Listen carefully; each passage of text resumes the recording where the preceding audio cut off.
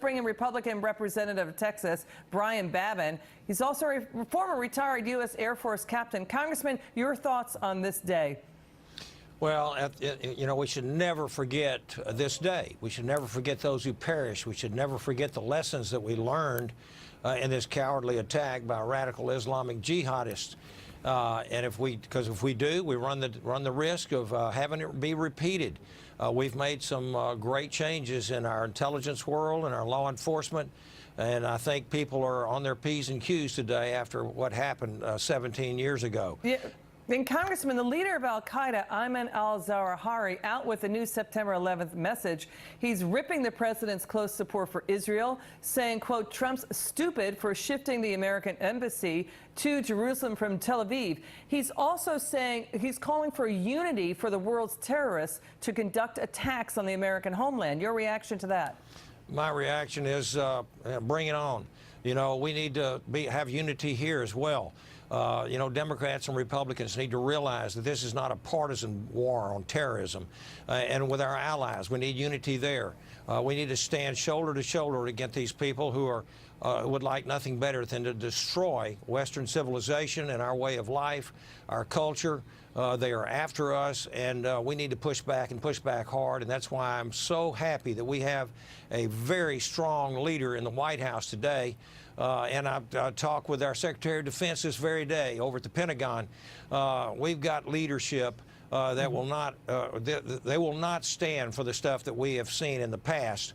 And I think the radical jihadists better look out, because there's a new cop on the block. Now, Congressman General Jack Keane, echoing what you said, telling Fox this morning, we have not had a catastrophic attack on the level of 9/11.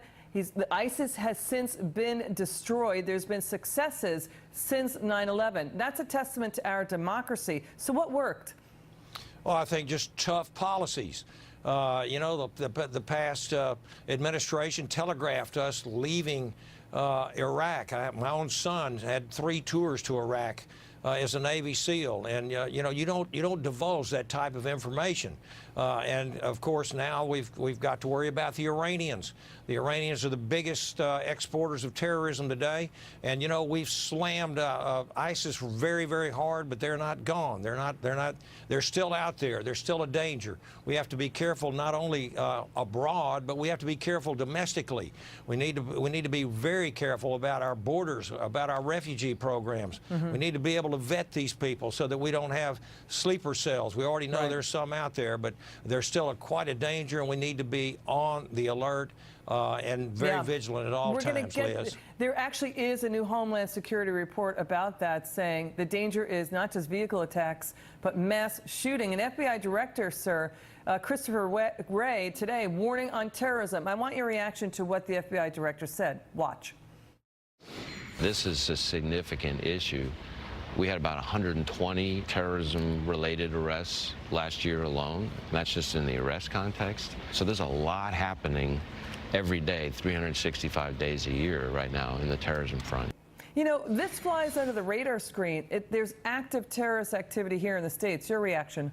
My reaction is we've already introduced a bill. It's called the TAPS Act, Threat Assessment, Prevention, and Safety Act. And this will absolutely be right up the alley of this bill. So that people will, you know, if you see something, say something. We've got the threat assessment method that has been practiced by the Capitol Hill Police and the Secret Service for many, many years, protecting folks like elected officials like me. And it's just not part of the culture and fabric of our local law enforcement. We need to have this method nationwide, so that we can have this same method there and protect not only our schools, but our communities, our innocent our people out there, not only from people who are mentally ill, but also from terrorists. And these people, many, many times, in fact, 80% of the time, they raise a red flag and self-identify to someone. If we can get that information and connect the dots, we can save lives in America with the TAPS Act. That's an important message, what you just said. Let's turn to the midterms and the president's winning economic message for the Republicans. We're less than 56 days away. Here's the Republican strategy: box the Democrats in a corner before the midterms by showing Democrats are for raising our taxes and returning to Obama-era economic stagnation and no growth. House Republicans introducing legislation to lock in cuts to individual tax rates beyond 2025. Congressman, will that plan get through the Senate? You know what? I can't say that it's going to get through the Senate. I think we're going to get it through the House. Listen, we've got the filibuster rule in the Senate. There's absolutely killing great legislation that comes out of the House. We've got over 500 bills sitting at the Senate. We only have 51 Republican votes, and we need 60 to get through this filibuster rule. We don't have 9 Democrats, and so this is why I really believe that that the leadership over in the Senate needs to do something with the filibuster rule, like we have on our executive appointments, on our judicial appointments, so that we can get some of this policy through. Time's a wasting, and I don't think the American people want to see us go back to the failed and disastrous policies of the past administration. We have a booming economy. We have safer communities, and we got a stronger military. And I don't think people are going to turn away from the billions of dollars that have been coming right back into our country from overseas because of the Tax Cuts and Jobs Act. Economic prosperity is there, and jobs, we've created 3.7 million jobs just in the last less than 2 years. And we've got the lowest unemployment we've seen, in fact, historically low for minorities, and the lowest unemployment we've seen in 50 years across the nation. And most people, at least in my district, and I think across the nation, are getting a tax cut.